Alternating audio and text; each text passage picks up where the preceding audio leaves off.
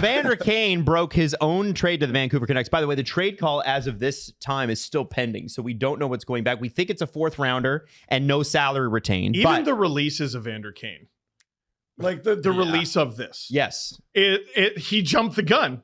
The trade hasn't even been done. It's not official, but it will be at the time of this recording. Yes. So Vancouver fans are not reacting well to this, but we'll start here. He says, as my time with the Edmonton Oilers have come to a close, I want to take a moment to sincerely thank the entire organization, my teammates, incredible community of Edmonton, blah, blah, blah, blah, blah. I'm going to get to the end. With that said, I'm incredibly excited for the next chapter of my career as I join the Canucks. It's an honor to become a part of an organization and team I grew up watching as a kid. Vancouver is a city that lives and breathes hockey, and I'm looking forward to the opportunity to play in front of my hometown as I did many years ago as a Vancouver Giant. Now, some people are curious about this for a couple of reasons, right? First off, the Oilers are in cap hell and they need to figure that out. And we'll talk about Victor Arvidsson and some of these other things. Well, anytime you can objectively help a divisional rival, you got to do it. Right. There is also, and you cannot deny this, what? Indisputable proof that this is a guy who has a time limit on a dressing room. Dude, there's always something.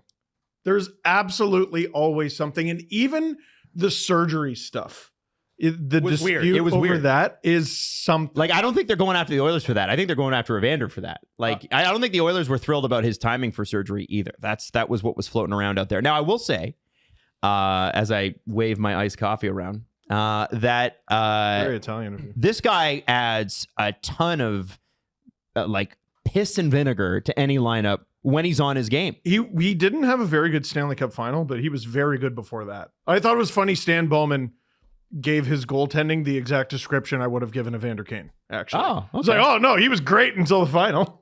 I want to say that I think it's interesting that the Vancouver Canucks, who have had dressing room issues, they're public, are uniting with Evander Kane, who has had, I don't know if he has had dressing room issues. We know very publicly in Winnipeg he did. Yes. I don't know that it was I don't think that's necessarily what it was in there's too much in Edmonton, but there was in San Jose and there was in Winnipeg. And so this will be very interesting because he is a very intense person.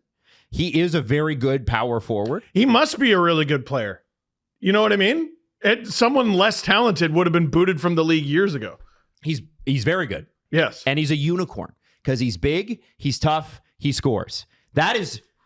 And fourth overall pick. You can ride that for like 15 years. Only a few guys really, that's true. Only a few guys really can say that they could do that, like your Tom Wilsons and stuff like that. And I'm not putting them on the same level, but you know what I'm talking about. Mm-hmm.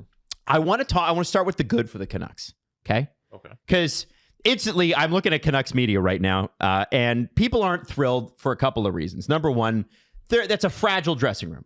Number two, they gave up a fourth, which is pretty good for a power forward like Evander Kane, but he didn't play all last year. I mean, they gave up nothing. But there's no salary retained. And the Canucks now have $7 million left to spend. So we're going to hold on that. Yes. You got Pettersson. You got Hedl. Mm-hmm. I think Pius Suter is leaving. I guess. I don't know for sure, but it sure seems that way. If Pius Suter's going to get $5 million on the open market, that's what they're speculating, which I love Pius Suter, but I think that's a little much. I think it would have been better spent on him. You think so? But let's talk about what Evander Kane brings to this lineup. Let's bring up, I don't know, should we bring up like the Puckpedia lineups and just have a look at, here's what he brings. Let's start with the good. Okay, well, he brings great practice for your penalty kill. Stop. I'm asking you to be. What? I'm asking you to look at the good here. Okay, he's going to be a good net front presence, especially on the power play. He can bang. He can crash. I assume he's going to be better than what we saw in the playoffs. Yeah. No matter how much you train, you're still recovering from several major surgeries, and you haven't played hockey, right? And then you're stepping right into playoff hockey. That's actually pretty admirable what he did. And I think he has really underrated skill. He's one of those guys, ironically, like the Florida Panthers as a team, where you just pay attention to the rough stuff and the drama and kind of ignore the fact that he's a really good hockey player. There is a shelf life on his time with teams. I don't know what his longest time with a single team is. It might be the Jets, just because it goes back to his time with Atlanta. Which is crazy. He's a thrasher. I didn't even think about that. That guy is an Atlanta Thrasher. That guy played with the baby blue Thrashers and just rocked Matt Cook. Yep. Rocked him real hard. Nobody hated that. Nope. No one on earth hated that. And then he grew up into a player that people hate about as much. The Canucks get better. They traded nothing off their team, and they got a player who could potentially be very good for them. In the regular season, it's a little difficult to evaluate because he hasn't played a regular season in a while, right? I don't know. Could he be half a point a game player? Could he be a 20-goal guy, a 25-goal guy still? How many games is he going to get into? And now you're starting to ask all these questions. And to me, the number one question with the Canucks is, would this money have been better spent somewhere else? Right. And the answer I come up with is, yes. Yeah. Well, I look at the way that they've spent their money on defense. Hughes at 7.85, which is a crazy deal. Myers at $3 million, which he's in the second year of that deal. Marcus Pettersson, I think that was a great pickup, maybe just not the right time for the Canucks. And Philip Hronek, who's got in the second year of an 8-year deal at 7.25. And then you've got the other Pettersson and Mancini.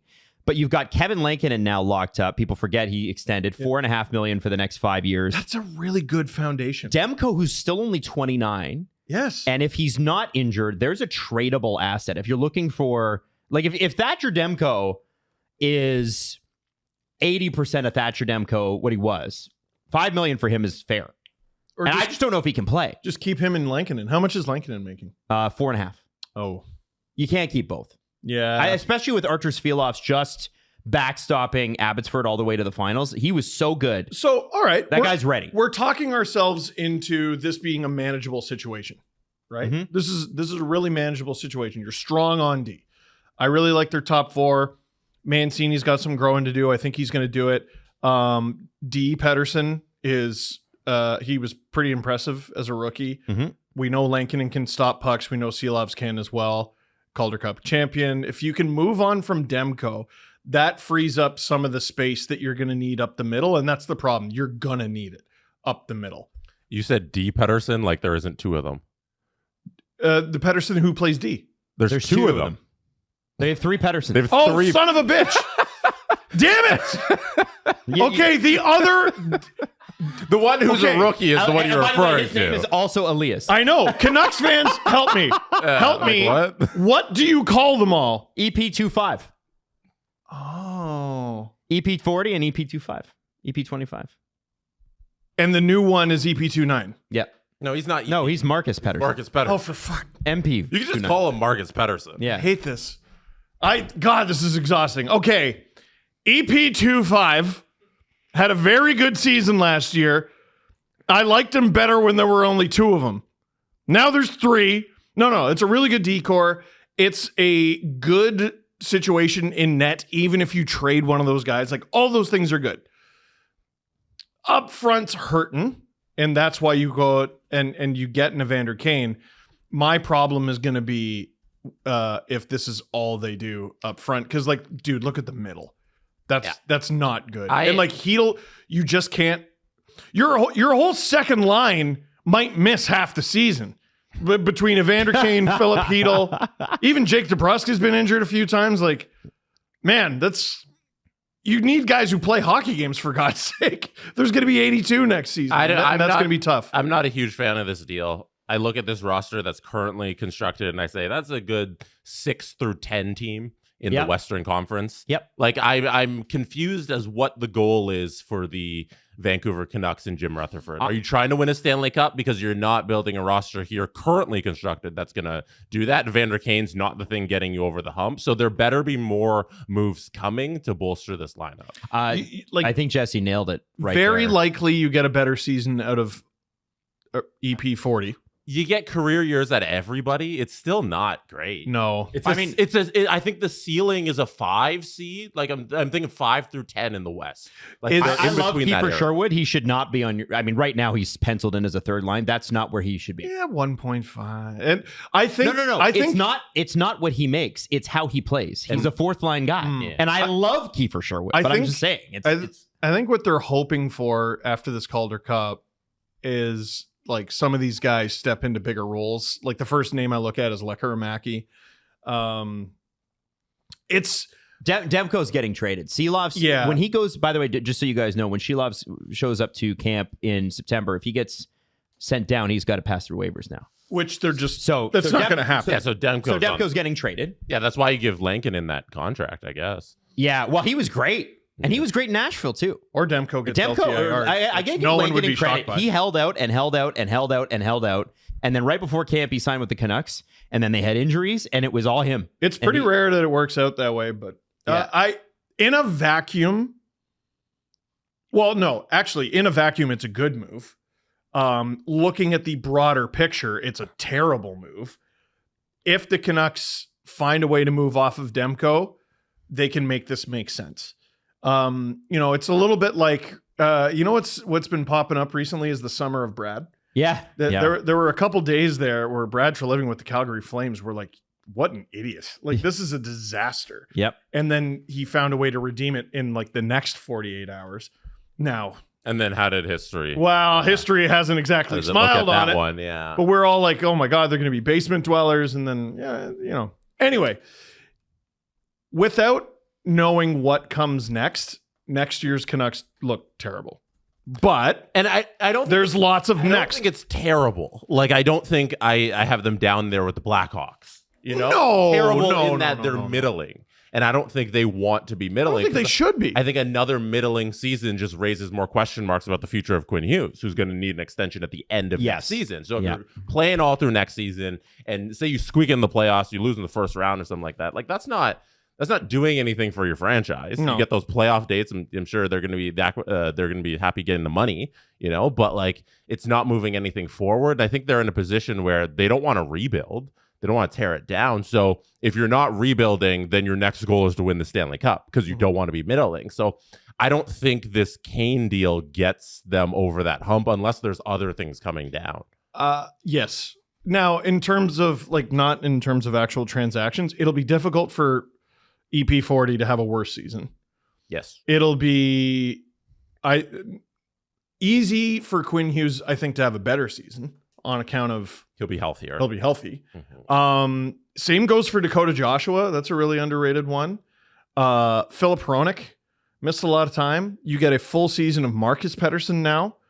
There's a lot of things to be encouraged about with the Canucks, but again, as we sit here 72 hours before the draft, which means there's a lot of offseason to go, I look at their roster and I'm confused, which means there's more coming. Like, the good news is most GMs aren't completely stupid, right?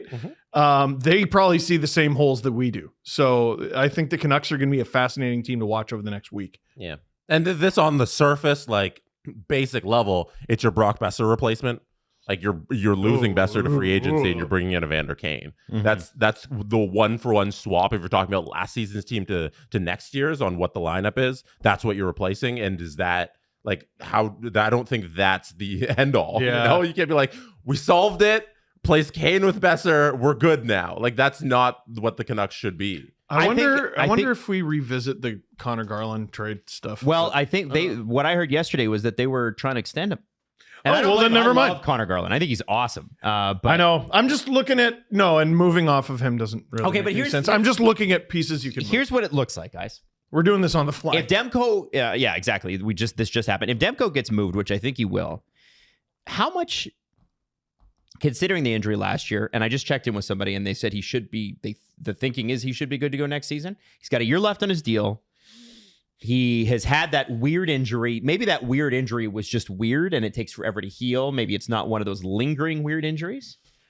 But or you can just manage it. I'm wondering, there's a lot of teams looking for goaltending help. What can the Canucks expect back in a trade for him, assuming it's like a 1-for-1 like an Evander Kane? I don't think goalie value's terrible. No, I don't think it is. I think you're wrong on that. Well, but his injury brings the goalie value, I think, down. Well, it's interesting, though. The price that he's getting paid. Mm-hmm. Like, are you paying Demko to be like I think if you pay him to be a 1B, mm-hmm. And I think $5 million is a little high, but that's what the Bruins are paying. It's a little high, but ironically, a team that I think fits the bill there is the Oilers. Like, that'd be a great landing spot for him. Yep. But then I'm like, okay, Seattle needs a backup. No, Joey Decord's already making $5 million, and then you have a $10 million. Okay. The Ducks well, that doesn't make any sense. They're not okay. So I'm now trying to figure out where that could make sense. Columbus is an interesting one. They're trying to move Merzlikins again, but I don't. They already have an expensive goalie they're trying to move off of.